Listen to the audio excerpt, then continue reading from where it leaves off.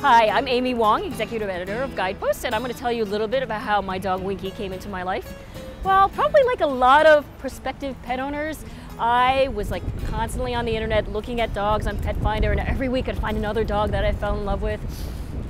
But it took me a while to really decide, all right, I am ready to adopt a dog. But I finally did, and I checked around at shelters in New York.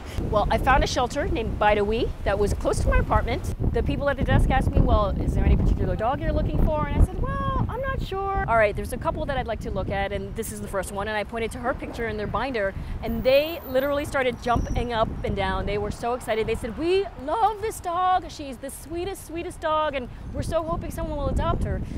And I thought, wow, all right, that's a great endorsement. And they said, the only sad thing is no one has to see her. And I said, why? Because it sounds like she's a wonderful dog. And they thought, they couldn't understand either. They said she was so well-mannered and well-trained. The people at the shelter thought it might have been because she was older. She was already 5, and she's big, as you can see. She's around 65 pounds. They told me, the way it worked, it sounded a little bit like speed dating, because they said they would bring the candidates one by one, and I could spend a little time with them and see if, if we clicked. The first one they brought out was Winky, whose name at the time was Princess. As soon as I saw her, I knew she was the dog for me. I'm not sure if she knew I was going to be her new mom right away, but I spent actually a couple hours with her. I was in the play area with her, then I went with one of the volunteers for a long walk with her. So I wanted to make sure I could handle a big dog, because I had never had a dog my whole life. I used to walk people's dogs for fun and take care of my friends' dogs, but never really took a dog this size.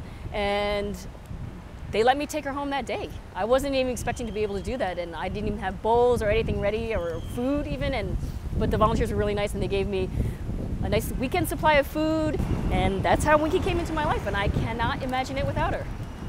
Can you sit? Can you howl on cue? Give me 5. Good girl.